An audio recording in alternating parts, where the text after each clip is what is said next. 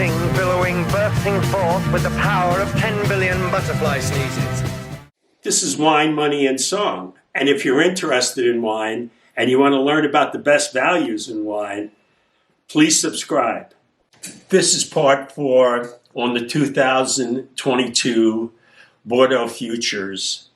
And what we're going to do on today's episode is we're going to talk about the wine writers' reviews, because they're all in, and the scores are incredibly high. And also, I'm going to talk more about the vintage, the uniqueness of this vintage of drought and heat. And then I'm going to talk about the hard-to-get wines, the wines that are going to go up in price very rapidly. And a few of those were released this week, and some of them have sold out already, and the next prices will be higher. So that's what we're going to do today. So let's delve into the wine writers' reviews. All the ratings are out, and this vintage is branded already as an exceptional vintage. And it's surprising, as what they say, because the calamity that was 2022 with hailstorms, incredible drought, record drought, and also the heat. And everyone was doubtful that this was going to turn out to be a good harvest. But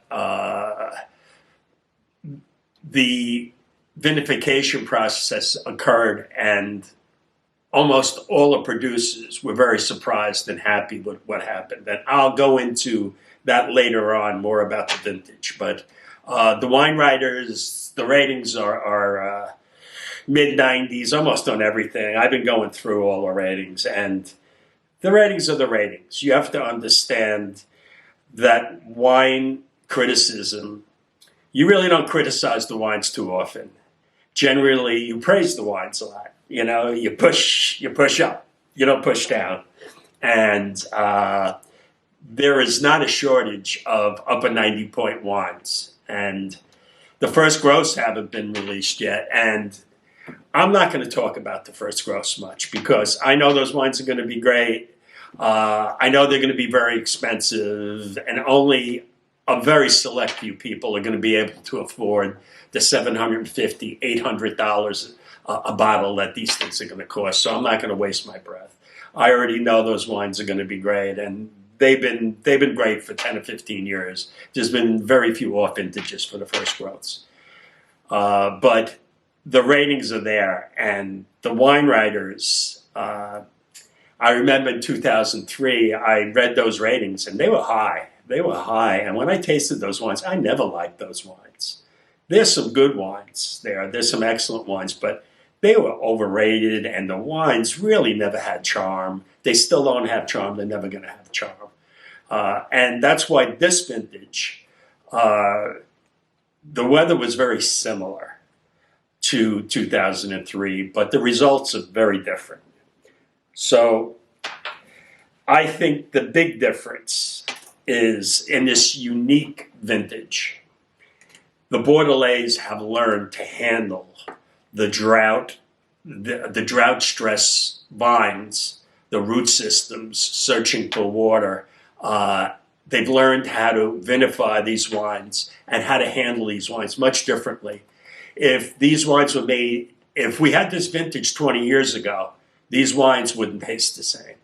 So Bordeaux has learned how to handle these unique, and I put in parentheses, unique vintage.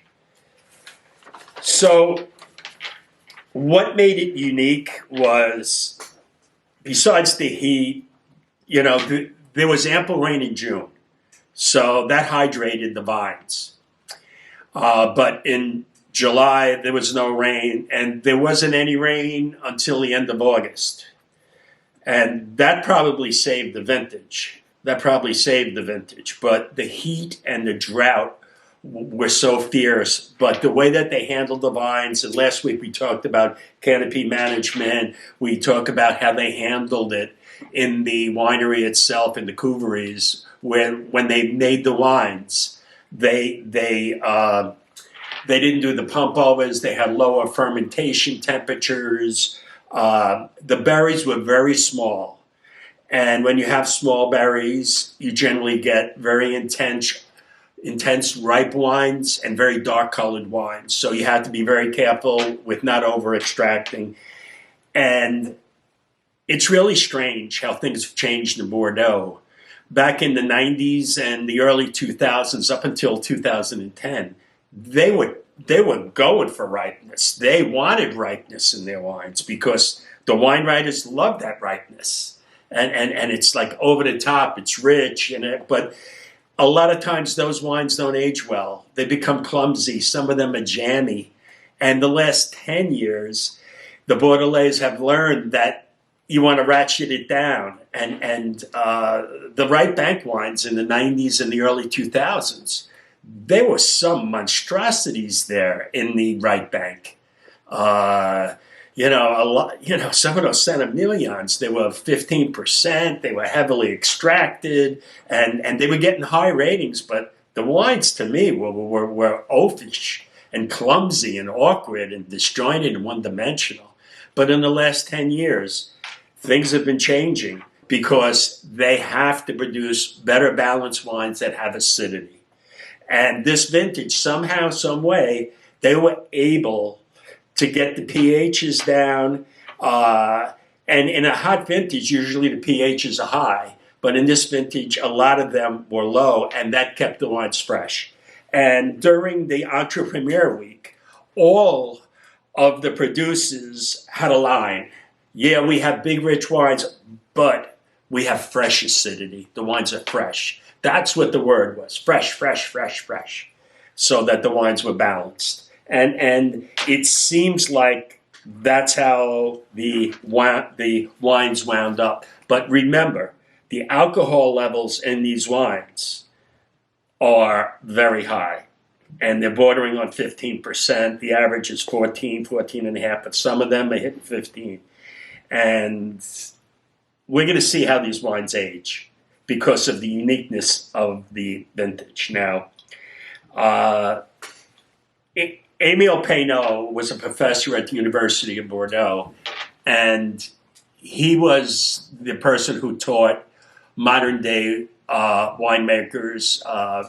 He had great influence on them, and he always said that when you ferment the wines, the acids go up, and that's what seemed to have happened. This vintage now.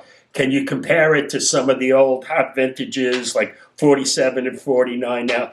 I've tasted, probably about 25 different 47s, and they are remarkable wines. 49s, I haven't done so many, but I have a tremendous amount of experience in 82, which was my first futures tasting that I tasted out of the barrel. I owned a lot of those wines. And 82 was considered to be the first of the modern Bordeaux's. So there's other hot vintages along the way. We had 2003, obviously, and which I didn't think was very successful. But we have 2009, 2010, very warm. 15 was of the sun, very warm, but very good wines. 18, 19, and 20 were very warm vintages and had the tendency to be dry. So they've had practice on doing this, and that's how I think they're finally learned how to handle the hot vintage, and that's what they're going to do in the future. So we're going to talk about the prices of the 2022 Bordeaux's. Not all the wines have been released. As we showed you in our table, there's about 20 wines that were released this week, and we're going to list them for you now. And at the end of the video, we will show you if you want to study them after the video. But prices are up 20 to 30% on these wines. Now, you scratch your head. The economy supposedly is near a recession, and the last thing you do in a recession is wanting to raise prices when the economy is not doing well or is on the brink of something. But you have to understand the people who buy Bordeaux, that is 1% people who are spending this money for these wines and who are buying these wines as futures. So I don't know if that's going to affect them. Why are they raising the prices 20 to 30%? Well, I have a list of reasons why they need to raise the prices. First of all, it's a small harvest. It's about 30% less from some people, and you have less product to sell. Generally, the demand's there, you raise your prices. And also, they have to raise their prices because 2021s were a bust. They were a bust. They didn't sell. So there's a lot of 21s still there in inventory, and they got to sell. And I've seen some prices tinkling down on the 2021s already. So that's the reason. And inflation in the last year or two has skyrocketed. And everything that the winery needs, bottles have gone way up, wood for the boxes have gone up, corks have gone up, and just wages have gone up. Everything has gone up. So they have to increase their prices because they're a business. And the question is, well, we know interest rates went from 0.5 to almost 4 or 5%, and a lot of times they have to borrow money. Now, Laffitte's not borrowing money, Latour's not borrowing money, Cheval Blanc's not borrowing money, but they have a working business, a lot of these chateau owners, and they need to use money, and it costs more money to borrow money. So that's also a reason why. But I think these people will buy this vintage, and especially the hot wines. Now, what are the hot wines? What are the wines that you should run out now and buy? I'm going to give you some names. And it started this week with Les Carmes Haut-Brion. I had a price of $190 posted, and that lasted like a day, and it's sold out now. I think there's maybe 5,000 cases of that.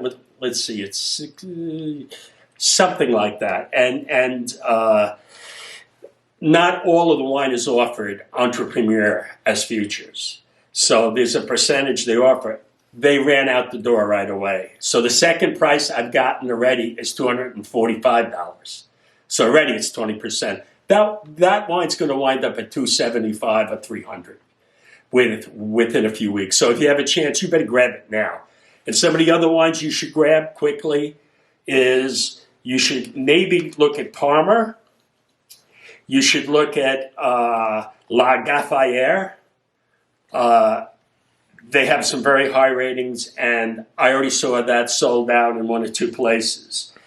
Wines not released right now that I know are going to be in great demand, and the prices will go up, I think, at least 20, 30%.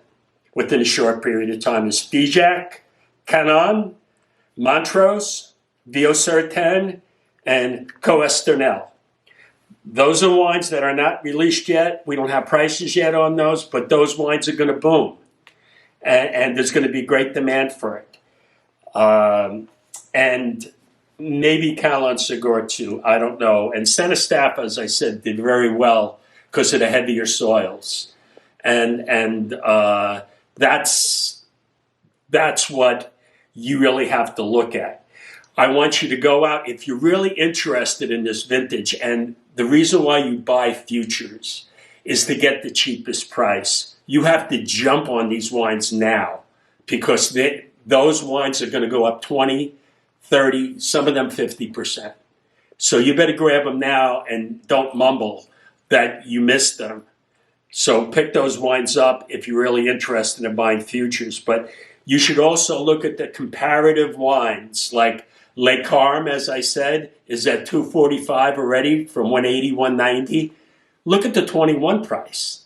The 21 price is 40% lower, 40% lower than the 190. And that's supposedly one of the wines of the vintage for 2021. So run out there, understand that this vintage is already considered to be an exceptional vintage. And it's going to be very different. We don't know how it's going to turn out, and all the wine writers, blowing the trumpets, but go out and act on these wines now, or else you'll be sorry.